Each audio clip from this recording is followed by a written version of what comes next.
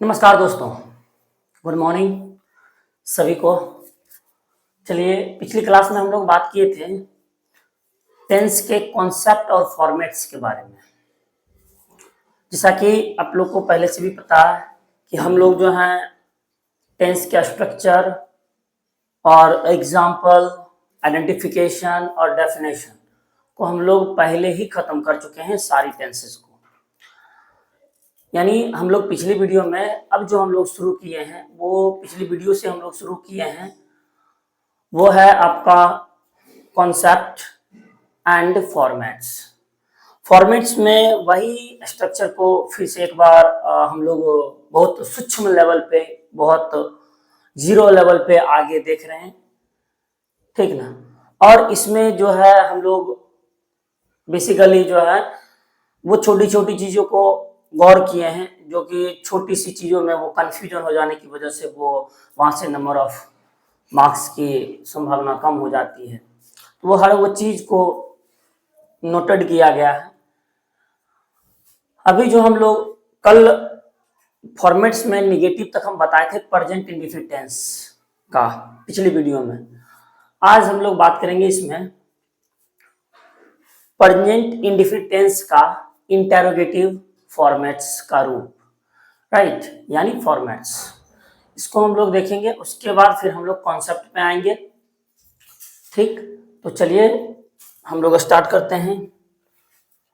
और उम्मीद है कि आप लोग पढ़ाई कर भी रहे होंगे, घर पे अच्छे से करते ही होंगे, क्या उम्मीद तो यही है। तो चलिए हम लोग दे देते हैं यहाँ पे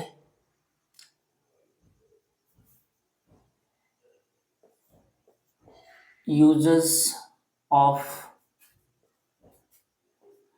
टेंस एंड फॉर्मेट्स।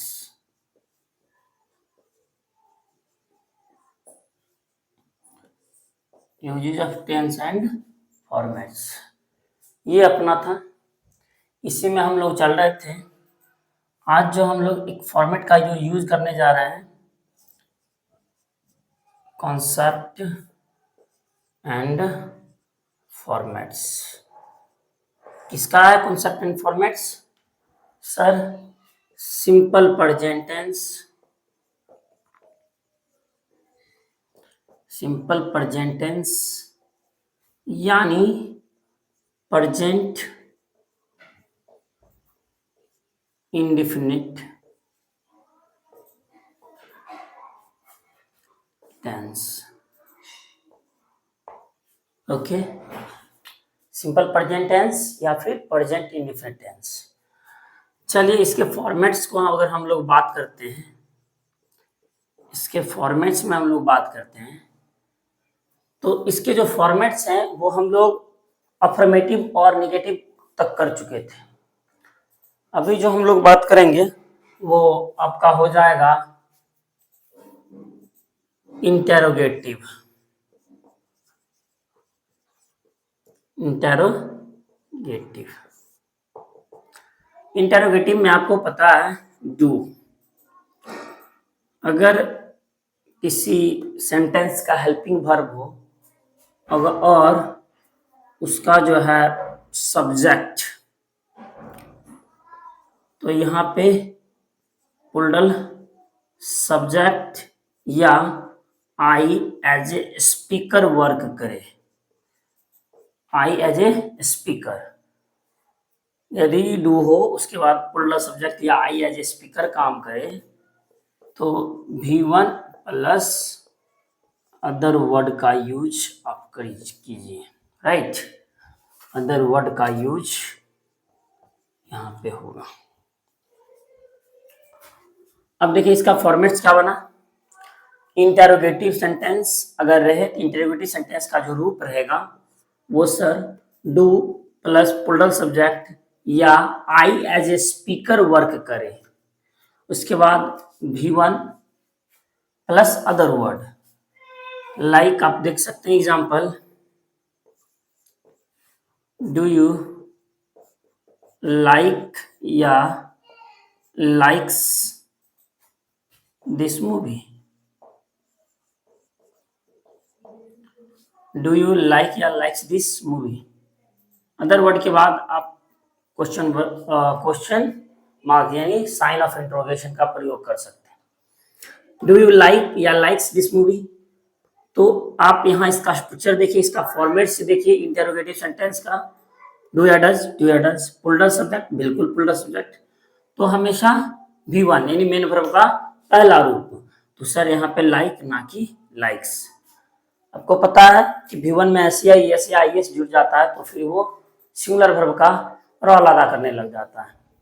ठीक, तो यहाँ पे डू यू लाइक या likes this movie, sir do you like this movie, बिल्कुल। उसी प्रकार आप अगर example do we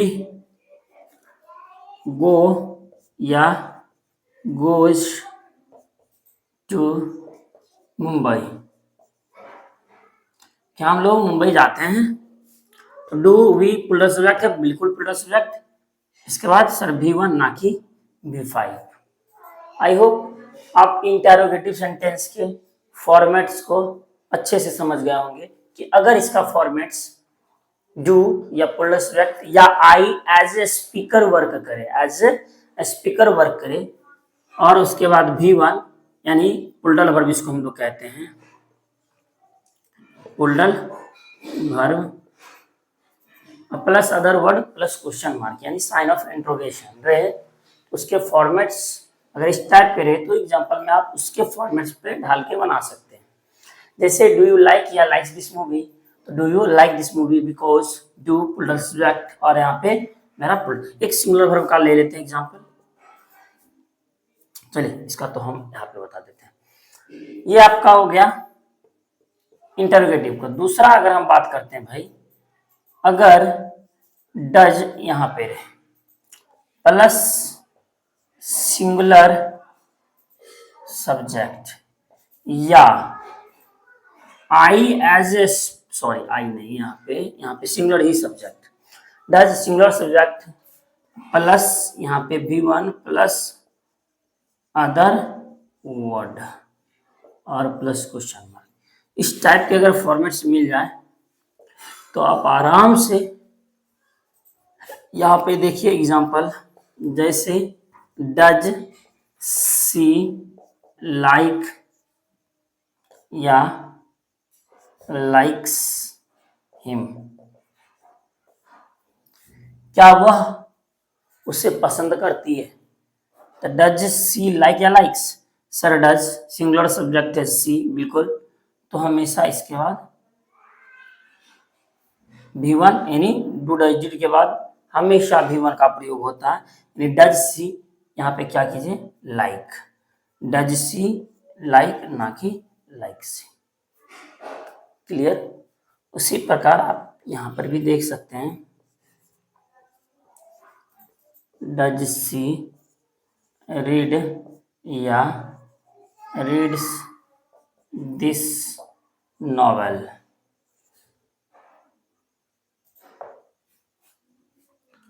does she read या रीड्स दिस नॉवेल।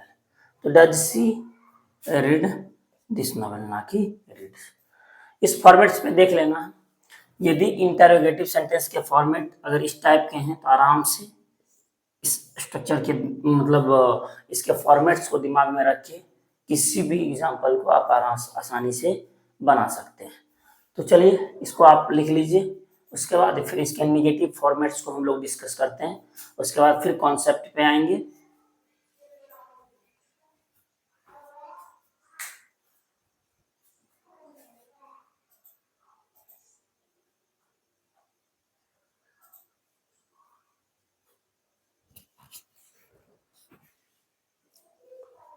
चलिए लिख लिए होंगे इसको।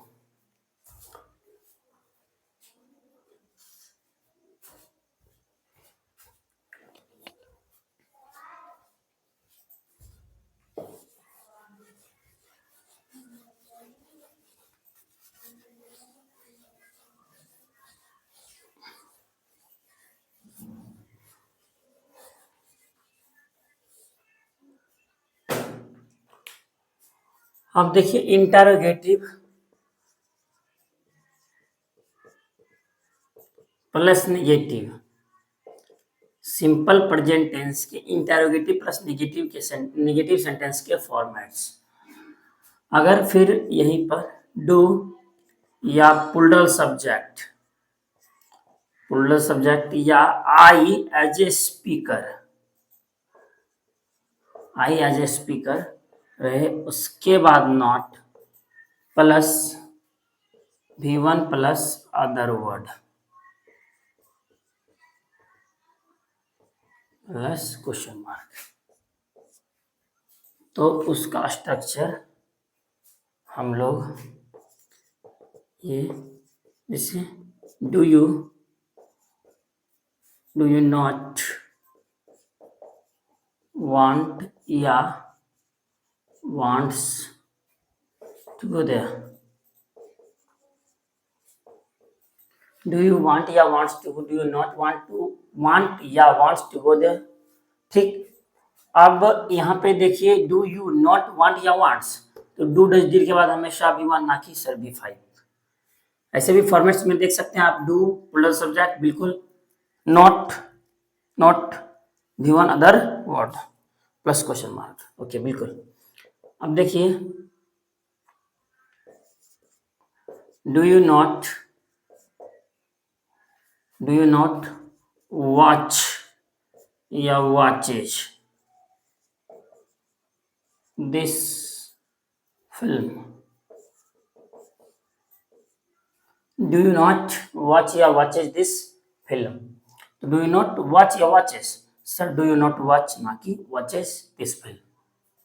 क्लियर, तो आपका ये भी हो गया इंटरव्यू प्लस नेगेटिव सेंटेंस। चलिए एक इसका, अगर इसके सिंगुलर फॉर्म को देखते हैं हम लोग, ये तो मेरा था इसका ये, और इसके सिंगुलर फॉर्म को, तो डज अगर रहे plus singular subject plus not plus V1 plus other word plus question mark, right. इस टाइप का स्ट्रक्चर अगर मिल जाए तो फिर हम लोग जो हैं इसे does she not talk to me, does she not talk to me, क्या मुझसे बात नहीं करना चाहती है, does she not talk to me, बिल्कुल सही। वही अगर यहाँ पे टॉक्स कर देता, अगर मान लीजिए यहाँ टॉक्स कर देता, टॉक्स नहीं होकर यहाँ पे क्या होता है, सर टॉक होता है, बिल्कुल ये होता। चलिए does she not talk to me या does she not talks to me, sir यहाँ पे does she not talk to me, same यहाँ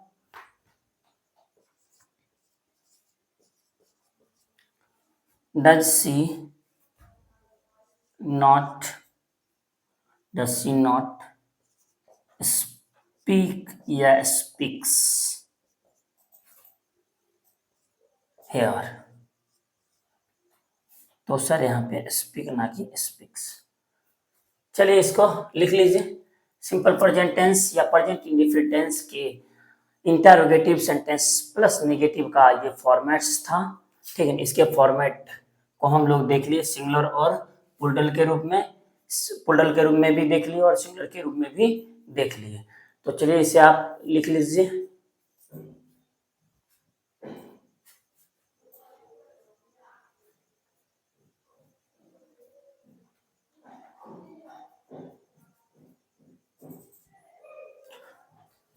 चलिए आई होप लिख लिए होंगे।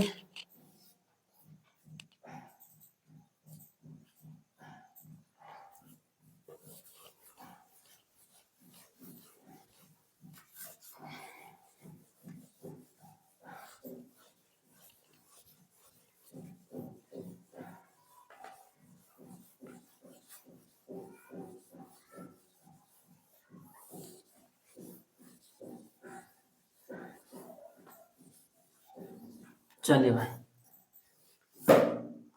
अब यहाँ पे जो हम लोग पढ़ने जा रहे हैं वो आपका हो जाएगा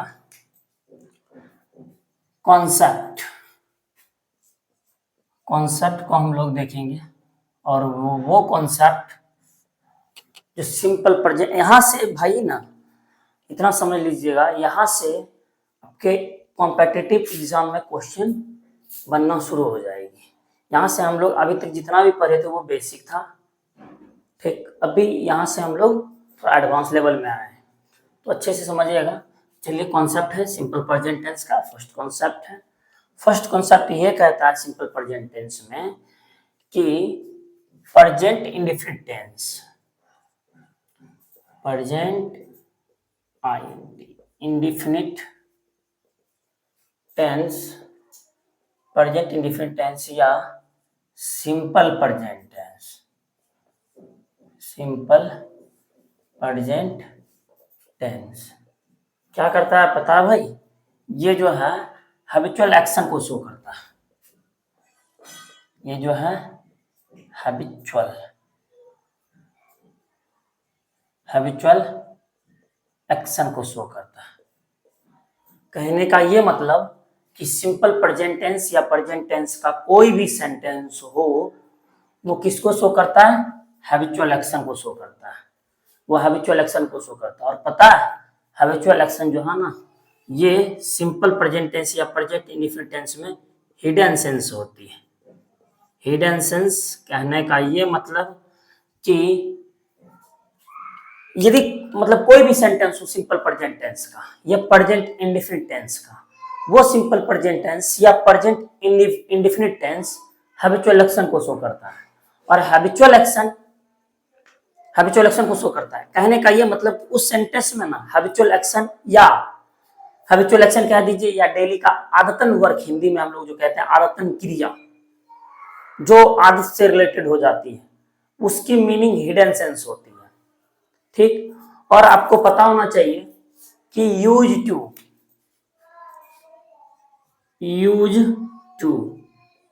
टू मतलब क्या होता है भाई? आदत।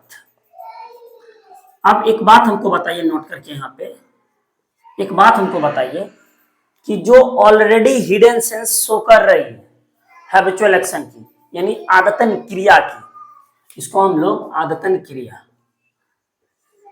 आदतन क्रिया कहने का यह मतलब कि सिंपल प्रेजेंट टेंस या प्रेजेंट इंडेफिनिट टेंस से मेरा हैबिचुअल एक्शन को शो होता है और हिडन सेंस रखता है। वो अपने आप में हैबिचुअल एक्शन हिडन सेंस रखता है। हिडन मीनिंग मतलब छिपी हुई मीनिंग रखती है। उस सेंटेंस से आपको पता चल जाएगा ये सेंटेंस जो है हैबिचुअल एक्शन क्या है, ये डेली आदतन की क्रिया है। और यूज टू का मतलब होता है आदत। अब एग्जांपल से अच्छे से आप समझिएगा। एग्जांपल अगर हम ले लें, I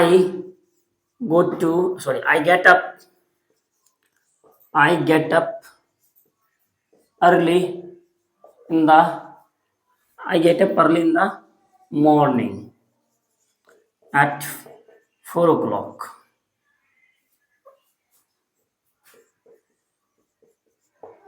I get up early in the morning at 4 o'clock.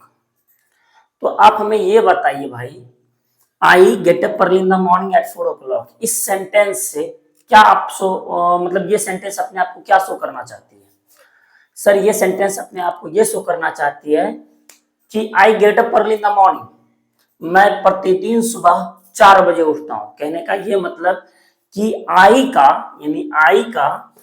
Gate up early in the morning at 4 o'clock यानी आई का हैबिचुअल एक्शन है। क्या हैबिचुअल एक्शन है? कि प्रतिदिन 4 बजे उठना, आदतन क्रिया है।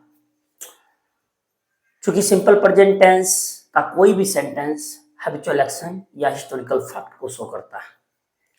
ठीक है ना? और हैबिचुअल एक्शन कहने का ये मतलब कि उसकी मीनिंग जो है ना हिडन रहती है।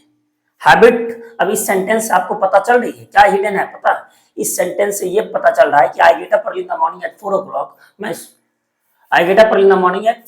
सुबह 4 बजे उठता हूँ। कहने का मतलब इस सेंटेंस से यह बात छिपी हुई है कि आई जो है प्रतिदिन 4 बजे उठता है, यानी 4 बजे जगता है, और उसका ये डेली का आदतन क्रिया है और इसका ये डेली का काम है 4 बजे उठना। आई के हैबिट का हम पता लगा लिए, आई के आदत का पता लगा लिए इस सेंटेंस से कि आई क्या करता है। आई प्रतिदिन सुबह 4 बजे उठता है, यानी इसका एक दिन का काम नहीं है, इसका सब दिन का काम है। तो अब बताइए, simple present tense habitual action को शो करता है और इसकी मीनिंग क्या होती है? हिडन होती है। अब देखिए कंपटीशन में क्या गलती करेगा, आपको एग्जाम में क्या गलती करता है। और यूज टू का मतलब क्या होता है भाई? आदत। अब देखिए कहां पे गलती करेगा। अब यहां पे दे देगा I use to get up, I use to get up early in the morning, early in the morning at 4 o'clock।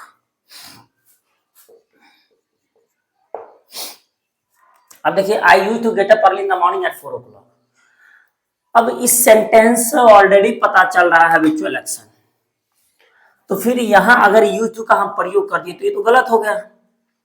मतलब कि ऑलरेडी इस सेंटेंस से, और यूज टू जो है ना ये हैबिचुअल एक्शन को, past use to habitual action को शो करता है, हैबिचुअल एक्शन यानी आदत, ठीक है ना।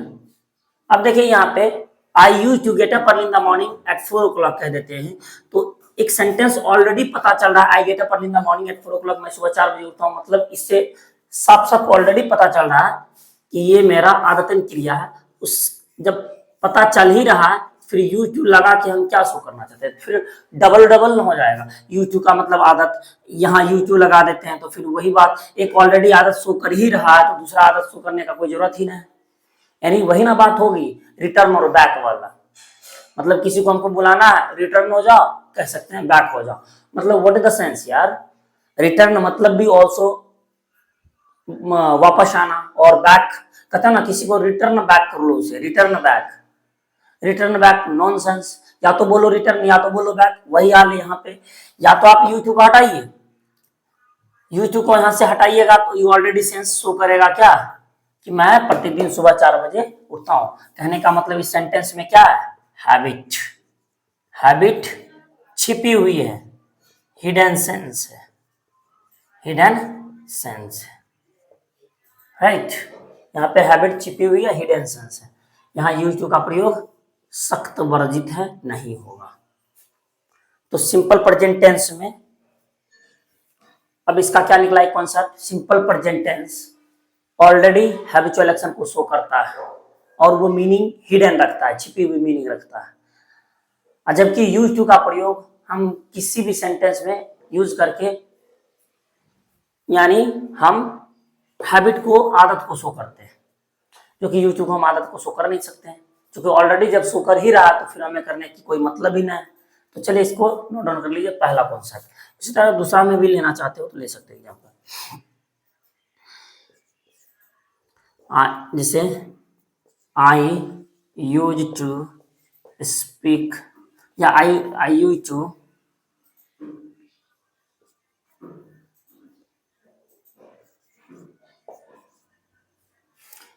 go to coaching every day, I used to go to coaching every day। अब यहाँ पे बताइए I used to go to coaching every day, how is it possible? used to यहाँ पे नहीं होगा, I go to coaching every day। चलिए इसे लिख लीजिए,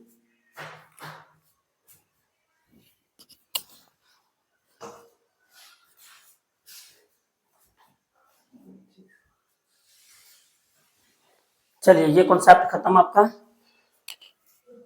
दूसरा नोट करके लिखना है,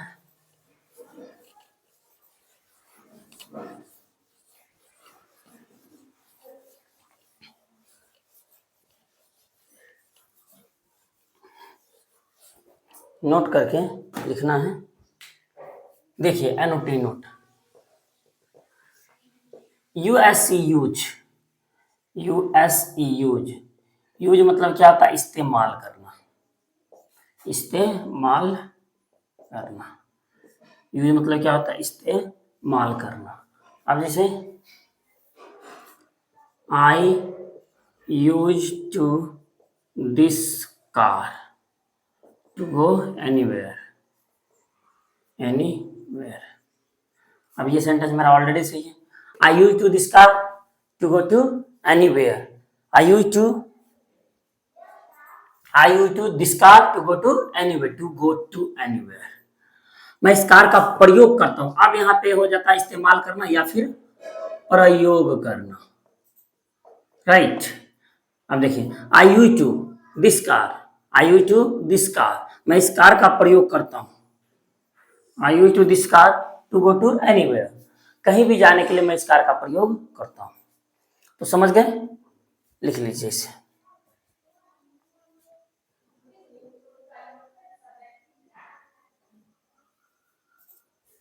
ठीक, I use to this car to go to anywhere.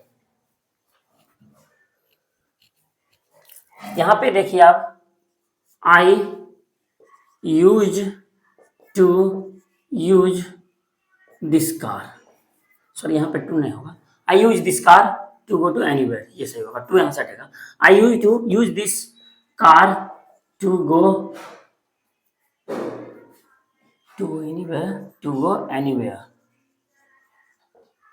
अब देखिए यहाँ पे I use to use this car, फिर ये गलत हो जाएगा, I use to use this car नहीं, फिर यहाँ से यूज टू हटेगा, use, I use this car to go anywhere.